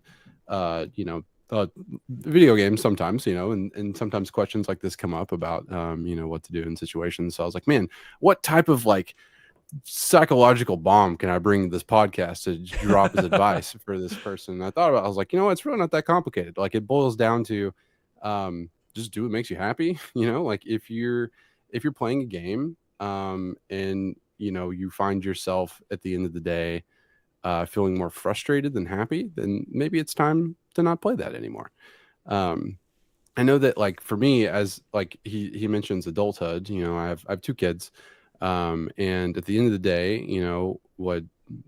day, kids go to bed, I've got maybe an hour or two, I hang out with my wife and she goes to bed, and then maybe I have sometimes about 30 minutes to an hour to myself before I actually need to get to bed in order to get enough sleep to be ready for the next day. So not a lot of time. So I want to use that time to experience as much joy as I can. And sometimes I do get a lot of joy. I am a very competitive person, and I do get a lot of joy out of playing competitive. And in season 0, that's like all that I did. I never played quick play. I was just like only in competitive. It was great. But this season, as I've played a bit more competitive, I have felt myself being like, man, that didn't feel great. That wasn't a good time. I don't like that. And so I've played quick play a lot more, and it ultimately just kind of boils down to, like, whatever you're doing, with the limited time that you have to find joy, that's cool. It doesn't matter really what that is. And so if that's playing another game, then great. If this game ends up, leaving you frustrated because, of whatever, then it's okay to put it down. Yeah. I mean, that's kind of always been my mindset is like, for me, video games have always been about just the fun of it. And, I've never, like with my old show, I did Guardian Radio, like, of course, a show about Destiny, like, people would come in and they would gripe and complain, and it was like it was almost like that game became their identity, and like I could just never really grasp onto that. Like, if you're not having fun with it, like, why are you even wasting your time with it? Like, go play something else. It's kind of where I kind of always wasn't. It's kind of echoing what you said, Ken, is like, go do what makes you happy, makes you have fun. So, in the moment, if competitive is where you're happy, stick there. But when, like, for me, when I start to play, and this is probably why I'm still bronze 2 right now, is like, I want to hit gold, but I have that one competitive match and things go great and I'm happy and I'm like, yeah. And then I play that second match and I'm like, the team sucks, nobody's switching. And I'm just like, you know what? I'm just going to go play quick play because I'm going to go have fun. Because you know what? I just want to play Venom. Like this week, I said at the top of the show, I played a lot of Venom. And you know why? I won some games, I lost some games, but I was just having fun playing Venom. Like, whether we were winning or losing, I was just swinging in, smashing down on the ground, throwing out the tendrils, even like the little, when you're in the room before you start the match, just climbing up on the wall and kind of sitting there and looking down at my teammates and, pinging at them and they're pinging at me and I smash on the ground, putting up a spray, just doing dumb shit like that. Like, that to me is just fun. Like, I'm here just having fun with this video game. Like, that is what it's about. So that's, what I would say is from my experience, just with kind of just all games in general, is like, if you're not having fun, like, just go do something else, and in this case for, Trick 21, for his mindset, like, it seems like he got to that point where, like, the game wasn't fun anymore and his priorities became his fitness. Like, when you start to see your fitness going down, when you start to see things in your life that are important to you, and this thing that I guess is almost like a false importance maybe that the video game was starting to take, like, you need to take a step back every once in a while. And I'm glad you did that, Trick, because you did it, you recognized it, and were able to move on. And I think some people just kind of lose sight of that sometimes. And, for me personally, being a father as well, I mean, I had young kids back when I was doing Guardian Radio. Like, I think back to some of those times, and I mean, I've learned some things, because there were times even then where I was even getting kind of caught up with that. Like, oh God, the new Destiny raid's coming out. I have to beat the raid because I do a podcast about the show. And, for some reason, like, back then that seemed serious, but every once in a while I had to take that step back and be like, no, the importance is being with my family, being with my kids, doing that, because the game will always be there, right? There's no, I don't know. It's just, you can see where video games can become incredibly addictive for some people. And, I hope anybody out there that's listening to this, hopefully you're having fun with our conversation. And if we can just, I guess maybe put that little bug in your ear that, sometimes you got to take a step back and just look at the fun of this. Yeah, it's ones and zeros, man. It's not that serious. Yeah. It's just a good time. Yeah. And I love the fact that our show can just, like, make it that much better for people too to have fun, because yeah, maybe you got to step away, but you take us with you. We're talking about the game. You're having fun still. Just we'll be your proxy whenever you need to take a break. That's right. We're here for you. I promise. So, Trick 21, man, thanks for that email. It was great. When we got this email, I was like, this is a great email. We need to read Matt's response in the chat here. He says, at the end of the day, the game experience is all about having fun with friends. I realize that I'm not having fun if I'm not having fun, it's not worth my time. The guys here know that I get tilted easily, but I'm not good enough to warrant that. I want to protect my peace and my love for the characters. I'll never be Diamond, but I'm okay with that. Yep. Yeah, I think it's huge for Trick 21 to realize that it was impacting his life, because I'm sure there's a lot of people that don't realize it. And the sad part is, the developers are doing their best to make a great addictive game to make you keep wanting to play. Yeah. So then you're pouring money into it, right? Like, it's their job to make things addictive. Like, that's all they care about from you, is that you're playing the game. They don't care what it's at the expense of. So I think it's huge that, he's doing the things that he needs to do to make it healthy for him to enjoy, and that he can still enjoying it, and it's Well, you know what's even hard balance, right? too? I mean, nowadays it's a lot harder. Is like you play the game and then you go on Twitter and you like maybe just search rivals, and then suddenly your algorithm becomes rivals, Yeah. and you can't get away from it, and you see it all the time, and so like that in itself, I think it adds to that. I don't want to say anxiety of feeling like you need to rise to the top and all that, but you know, when you're constantly being inundated with your social media feeds or your YouTube, suddenly all your YouTube videos are Marvel Rivals videos. So it just becomes this all-encompassing thing. So I could see where it's hard, you know, to What's comparison too? You know, it's fear of missing out, and comparison being the thief of joy. You know, so it's like if you're constantly seeing like these incredible plays on Twitter and TikTok or whatever, and it's like, oh, I reached like, you know, with top rank and it was great, and it's like, oh man, that would feel cool. But you know, a lot of those feelings are only temporary anyway. Right. Yeah, I think the pull of, oh, I need to get my rank higher, right? Like being good at things is huge for motivation. And I know I feel good after I've, you know, done some research and I got a little better with the character and stuff like that. And that's what kind of motivates me to try competitive. Well, outside of getting gold for that costume. I mean, dude, that's it for me. I'm pushing like, for, literally, right? that's the only incentive for me is like, I just need to get the skin. Because other than that, I'm never going to get the nameplate. I'm never going to get any of that. Could I maybe grind out and maybe get there? Maybe, but I don't really care to. It's the skin. That's all I want is the skin. I don't want to miss out on that. And I think I'm good enough. I mean, I was last season, and I'm sure I still am now. I just got to just buckle down and do it is really what it is. Let's see. So again, Trick, thanks for that email. We got another message here. This one came to us on Spotify from King Logan 1995. And he said, I have a question for you guys. I was wondering if you could tell us what characters you have on Lord level, or maybe I can do a segment of or you can do a segment on what are the easiest characters to get Lord with and the hardest ones. So it's so funny that this is the next question. Yeah. Number one, I don't have any Lord. And you know what? Part of that, though, and Logan, I say this as part of it is for me, a lot of my fun in the game is just kind of playing all the characters. Like I go through, like this week was I played a lot of Venom this week.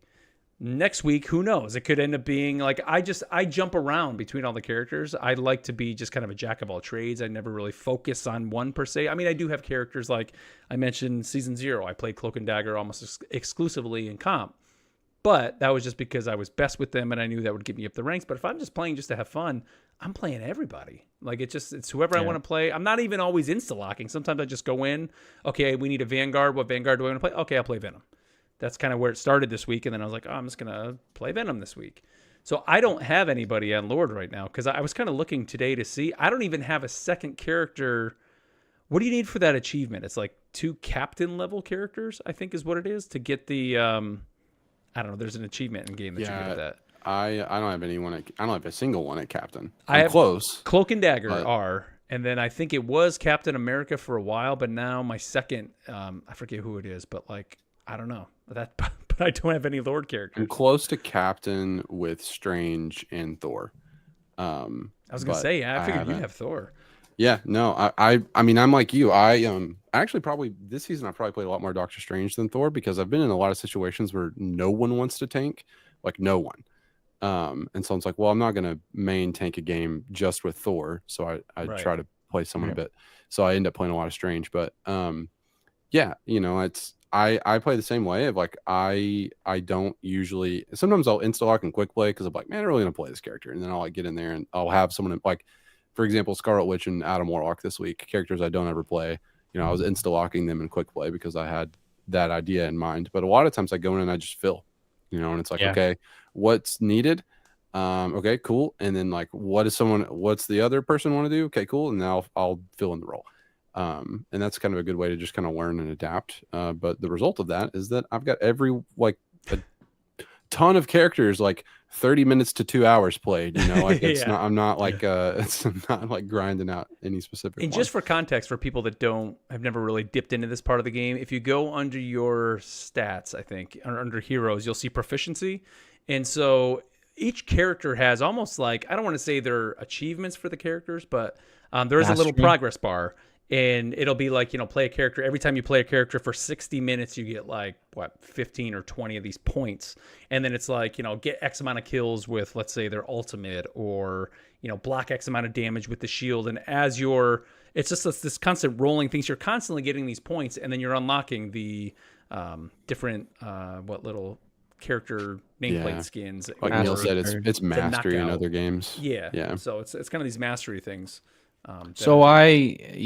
Thank you for doing that, because I wasn't sure what Lord was. I know that. So is there 3 levels? Is it like Captain?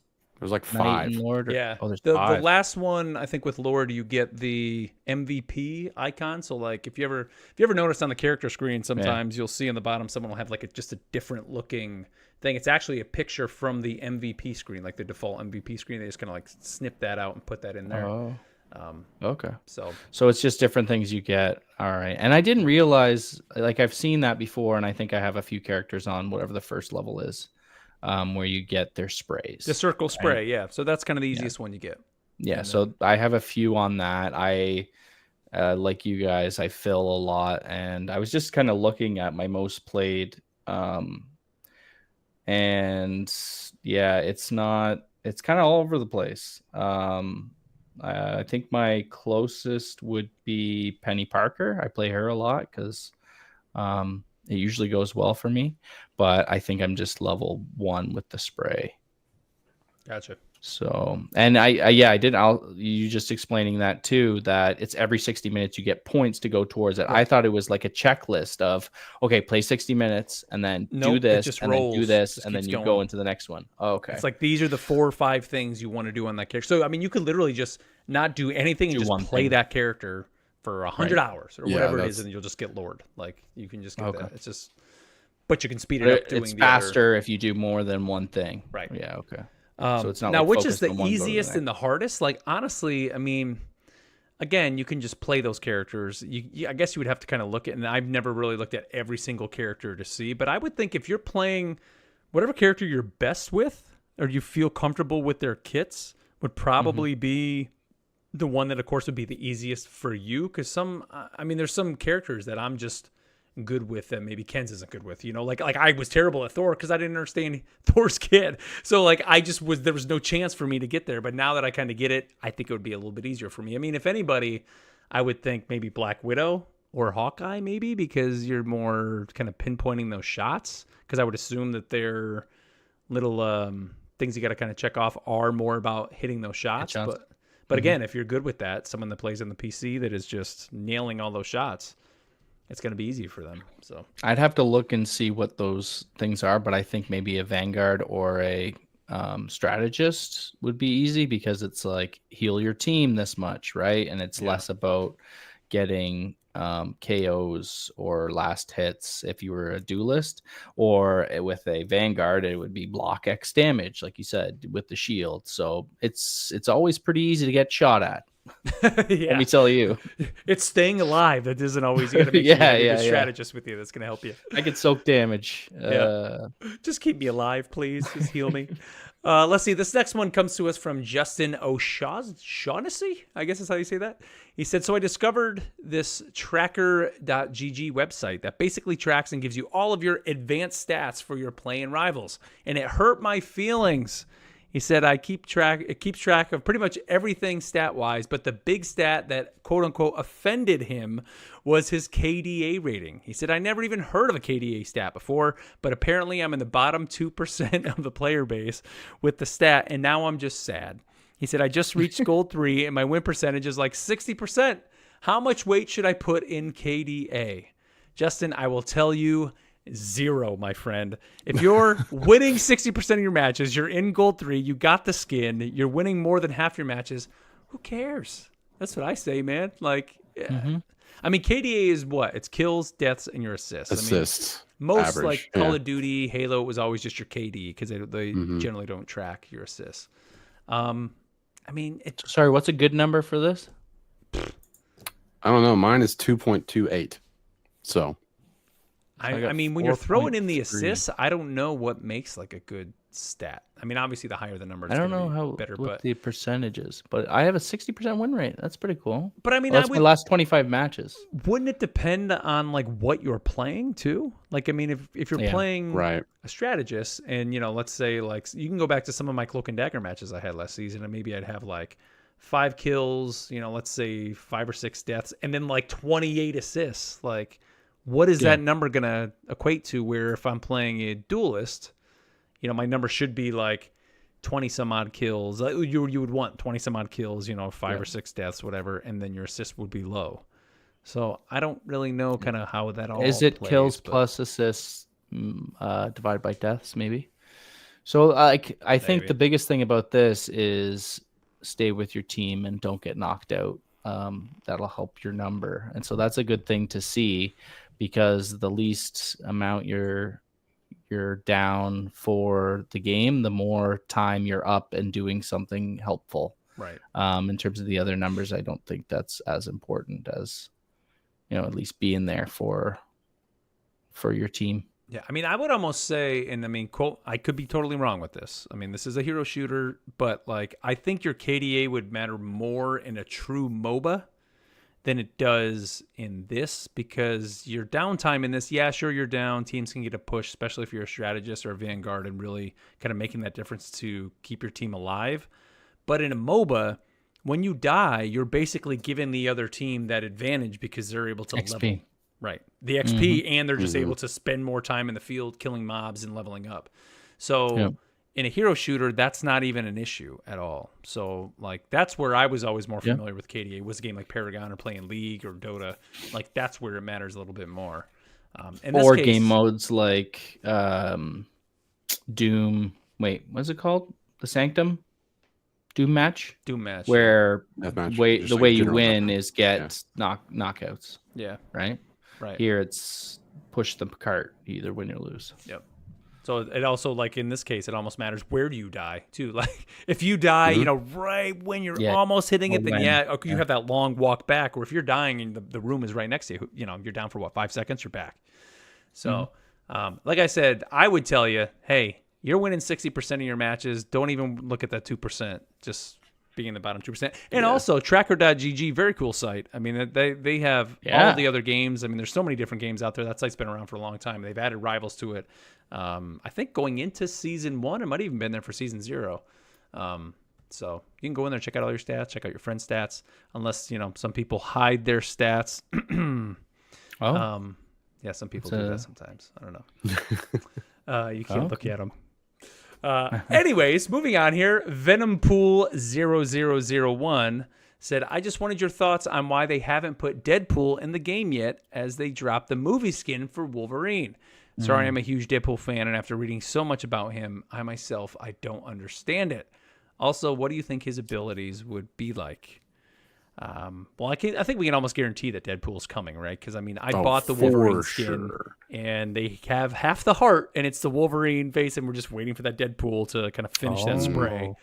But what do you think? Nice. I mean, his kit, I think he'd have swords and guns, maybe? He could switch between the two. Yeah, absolutely. Yep. Right? I don't short know. range guns. Yeah, I don't know how you kill him either, or he has to have some Maybe type have of like a cocoon. death mechanic, or something like that. Wolverine, right? I mean, Wolverine dies. He can die. That's true. Right. Wolverine does die in the game, so it's not much different. But yeah, I don't know. He'd be probably a mid-range, a good like mid-range duelist. Yeah.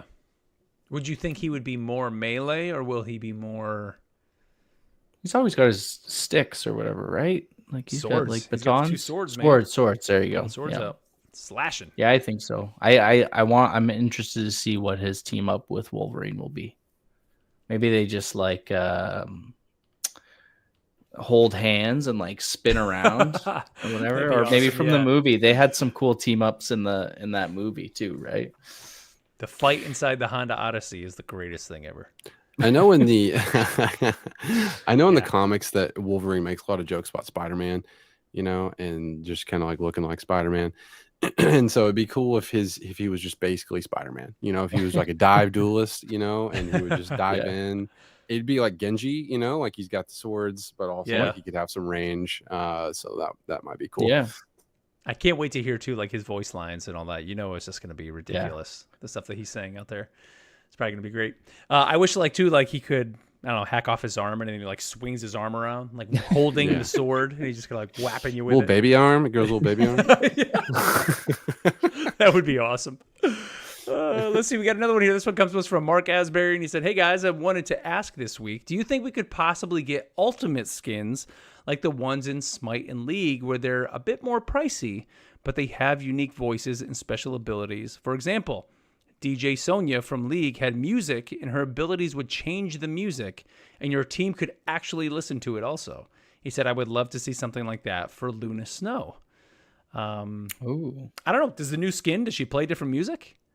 The new skin that's out? I don't know. know. That might be the case. I mean, she looks like she's a DJ from 2099. They may be doing that. Like they do have rarities, right? And they go up to epic or Yeah. legendary, maybe. I believe I bought a League skin. I don't know if it was epic or not, but it was Hecarim, whatever the horse guy was, and he was like digitized, like a part of a video game kind of thing. It was awesome. I don't think I had this DJ Sona, but I also played a lot of her. Yeah, I hope so. I hope so. This sounds awesome. Yeah, I mean, they are already doing like the skins, like the Thor skin has the guitar riff. Right? Yes. And then That is even awesome. even the Space Knight, or the Space Knight Venom has like a little bit of his voice is a little bit more digitized. It's still the same voice, but you can tell there's something different about it. So they are already doing things like that, but I think unique voice lines would be cool if they did that, especially if it was like lines from the movies, even though it's, not the actual actor from the movie. If they at least had the voice actor for the game saying some of that stuff, I think would be pretty cool. You know what I would love that they're not going to do is for something like this, like just a very unique skin to be only accessible for those that have gotten to Lord rank. It's like get to the, it's like you see someone with a skin like that's able to kind of like change, stuff in the game, and you're like, wow, that like they legit know how to play this character. Yeah.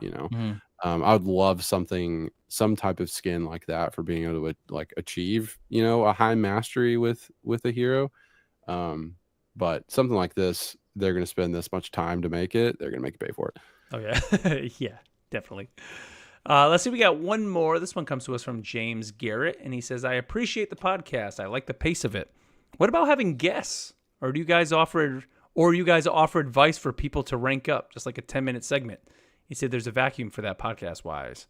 So a couple things. One, I don't know if you want any advice from us to help rank up. I think we've given all we know to That give. ain't us. But in all seriousness, though, who would you guys want to hear on the show? So he mentions guests. Let us know who you would want to hear on the show, because we can reach out to some of these folks, see if we can get them here on the podcast. So let us know. Either email, send it over on Spotify. Let us know who you want to hear on the show. Maybe we can get some guests here to come on here in the coming weeks, months, and all that. As we move forward. Now, I also want to throw out to you guys, we haven't actually really talked too much about this here on the show, but we have been talking about getting a Patreon going here for the podcast and introducing like a Discord and that. But we want to ask you, what would you want us to offer you within that Patreon? So obviously there'll be more episodes of the podcast, but would you like things like maybe breakdowns of previous Marvel games. So, episodes on, maybe old 8-bit, 16-bit, even Marvel's Spider-Man games like that. Have episodes on each of those. Maybe episodes on some of the MCU movies or kind of a whole MCU rewatch. Comics, more in-depth comic chat. Book club. Like a book club. Let us know your thoughts, because it's something we're definitely thinking about. I know we've had some people asking us like, hey, you want to help support the show? And so we think that would be a great way is to, put out a Patreon for that. And that might offer you guys more content from us that we could offer you rather than just our weekly musings here as we talk to you guys every week. So, let us know. Email us at rivalsassemblepod@gmail.com, or of course, hit us up on Spotify. We would love to know. So what do you guys got? Anything here at the end you guys want to throw out here? Moving into, we're getting close, right? But this is, what do we got? Like maybe 2 weeks, week and a half I was before- wondering that when the second half of the season is going to start. I'm ready. Yeah, it's like it's not winding down, but it's like I've done a lot of what's there. I'm ready for kind of for part 2. Let's bring it on. I mean, I unlocked Johnny Storm and the Thing nameplates in the battle pass, so I think Nice. I'm right around where they expect me to be. And that I'm very excited for both of them. Yep, the movie trailer came out this week for the new Fantastic Four oh my movie. god, yeah. Yeah. I'm even more man. excited. So Yeah, good, dude. When I saw that, it's- I was like, oh, I just want to play things. It's so planned. Like it's Yeah. perfectly timed. Also, by the way, I mentioned it at the end of last week's show. Have you guys watched Friendly Neighborhood Spider-Man yet? Your Friendly Yes, Neighborhood I Spider-Man? did watch it. Are you caught there's up, all 5 episodes? Yes. 5. Dude, they released 3 this week. So they put out 2 last week, 3 What? this week. Yeah. I watched 2 from last week and I loved it. I thought it was great. Catch up, man. There's some good stuff. I was so into it. I'm very like it's got the weird perception. Like either you like it or you don't. And I don't really understand why, because it's a cool new Spider-Man story. So and it's got some different, it's the same and different all at the same time. And it's animated. Animation's great. Like there's really not a lot I don't like about it. They show a character here in episode 5. It's funny. You mentioned how things are different. And there are. Many of the characters are very Yeah, different but I love than, that. than anything Yeah. we've seen. It's cool. But there's in episode 5, I say introduce. I mean, it's a character. Everybody knows who it is. But when you see this character, he is literally like the epitome of this character that you know from like the 60s. And it's like every other character is so drastically different. But this guy is like straight up, this is how you picture I'm him. ready. Same color, same an stupid idea. haircut, everything. He's just exactly what he is from the comics. And I love every minute of it. It's great. So watch that show if you guys haven't yet. I couldn't recommend it more for you to go watch it.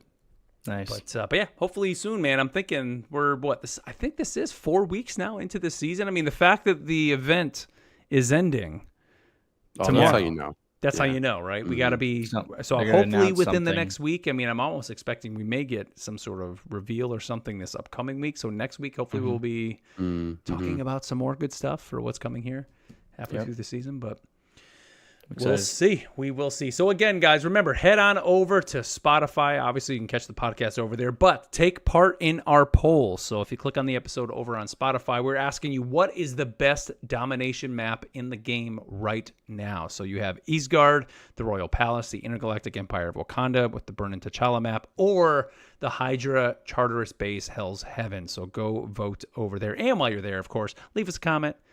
Review the podcast on there too. Or if you're listening on iTunes, go ahead and leave us a review over there. We love reading those.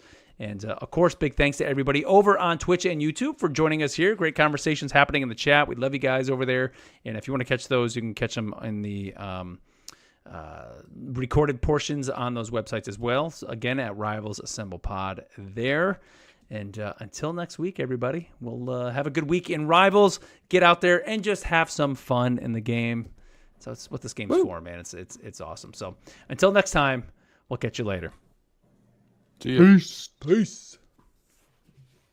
All right, guys. Good episode, man. Well Yeah. done.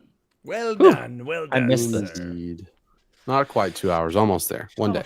An hour 43 is what the actual podcast ended up clocking in at. Awesome. So I meant to mention a comment about how like just we keep getting more and more comments. Like we're approaching 50s of comments. Oh, yes. We Yeah. haven't mentioned the 10s in a while. Yeah. The I meant 50s, to mention Oh, that. I forgot. 50s. I think we had like Whoa. 38, 37, 38. yep. Wow. I love this week. there. It was a lot of people talking about the poll this Yeah. week. As I was Yeah. kind of going through trying to pick out the comments for the podcast, I was like, man, so many people. And like I mentioned, there were a lot of people saying like it's clearly Magneto. Clearly Magneto. Yeah. Mhm. But Black Widow runs away with it. And the poll had like over 100 too. And I think that's Yeah. been kind of the norm, but Yep. still cool to see. Yep. It's fun. Well, guys in the chat, man, thank you here as always for joining us. It's always fun reading your comments. And all. Yeah. And, we don't really bring your comments onto the show because people that are listening, aren't going to be able to see that. Like if you're listening to the audio. So we're reading them all and pulling in what we can kind of as we're going through. But, definitely chat right along with it because we love reading your comments. as we're X-Men going from through it. Sega. Is that's not like a Street Fighter one, right? No, it's platformers on It's Genesis. like a brawler. Yeah. Dude, like I yeah. remember getting that game. Dude, the Sega Genesis is one of my favorite consoles like of all time. You get the hard case, you Never open had it it. up, and it was just great, man. Oh, that the Cartridges came. game was in. Oh, Yeah. it's so good, man. I can What was picture. what was the shape of it? Was it like a VHS kind of size or? No. think I Well, ever had the case was, yeah, the case was, Yeah. and it was hard plastic, and like really was nice and locked. You open it up. Oh yeah. Oh remember yeah, NBA yeah. Jam getting that. I remember getting Mortal Kombat. And it was great. just like an N64. I kinda was card- always jealous of About those that size, those yeah. cases. or Yeah, Super Nintendo maybe. Yep. Super Nintendo always got in the paper box, It's the like cardboard cardboard, box, which yeah. still is awesome. Yeah. But Genesis, it was just like that hard plastic case, man. It was Yeah. great. It was like the old VHS like Disney Vault cases. Although those were kind of soft cases. This was just They straight were. up hard, man. It was they had a great. snap to them when you would open and close them. You still have your Sega, your Genesis? Nope. Traded it in No, for Super none. Nintendo. Oh, okay. When I was I a tried kid. to set up. I tried to set up my Wii last weekend. My the kids found the Guitar Hero guitars, Oh, nice. and not easy these days because no one has component in the back of the TVs that I have. So I I do have have like an here, HDMI converter, but the Wii cable that I have is like the 5 colored. I think it's called composite or component. Composite. Yeah. Composite. Yeah. So I couldn't play it. It was sad. Yeah, it was what the red, or it was Red, green, and blue. red, green, and blue, and then you always had For your the two video? audios. Yeah. Yeah. I thought you could always use it and you just use one of those colors and it still works, but it did not work. I had purchased like years ago like a cable that had that, but then it was like those 5 went one way and then an HDMI went the other for our Wii. Oh, yeah. So I still like have that, so we Oh. can still play like Wii bowling and that. Nice. But yeah, I do all my old consoles. Like I just through the years had traded them all in. Like when I look back at it, I regret like every minute of it. But it was like at the time, it was like I want to never get gonna the play Nintendo this. 64, and the only way to get Yeah. it was like trading your Super Nintendo to get the 64. That was just kind of how it Yeah. all. I've got every Nintendo console up to GameCube over here on the shelf. Nice. Nice. And Are I you have getting Switch too? two Or GameCubes. what? I'd like to, but I'll have to come up with $500 between now and then. Do we know when it's coming out? They're like, doing a wow. direct in April, so I assume they will announce the release date in April. I was looking I at bet it'll be fall, Christmas. yeah, I was looking at some of the patents that they put, and one of them had one of the Joy-Cons on, like you put it on the table and you kind of use a it mouse. as It's a a mouse. Yeah. Like, Mhm. yeah, get some StarCraft for for Switch 2. Let's do it. Or Civ 7. You could play Civ 7. Civ and 7, use yes, Any of those sure. type of games. Sure. But see, that's the thing I'm interested in is like, what are they gonna do? Because Nintendo never just does something like that to just have it be like, oh, so you can play Civ 7. No. There's gonna be some showpiece Nintendo game Yeah. that's gonna Yeah, where utilize you're that. like, Where you're gonna Mario put- Paint But 2. that's what everybody's been saying. It's coming out. But see, with that, like, you just use a stylus. Like, why would you? No. It's not the same. Or you can steer like two little. You can put both your things down. I don't know. Maybe you could like carving? So Woodworking? Yeah, lathe. I want to sell my Series X because now that I got the PC, so I that's sold kind of my mine. plan is to sell mine, and that'll be cash that I'll put towards Switch 2. Which I saw an article. Nintendo's hoping, I guess they were looking at what the reception was going to be to try to have as many available at launch as possible. Which It of course still won't be they say enough. that every time. There ain't no way in hell it's going to be enough. So I didn't realize that the Mario Kart game that they were showing is a new Mario Kart. Yeah, it's like 20 something. 24 yeah. carts at once, I think. Yeah, that's wild. Oh wow. Wild. So we'll see. It didn't really look that. I was talking with my brother-in-law about this, and it's like, what can they really do besides add weird gimmicks to make a Mario Kart better? Right? I'm like, maybe VR, or I think they've got it No. at need to Universal do any more Studios. more players. Just they really. new tracks, and then they'll recycle tracks. Yeah, a year from it's now. already It's a great great the way game. that it is. Keep it out. They don't need to change the graphics or The anything. art, Just keep it yeah. at 60 frames.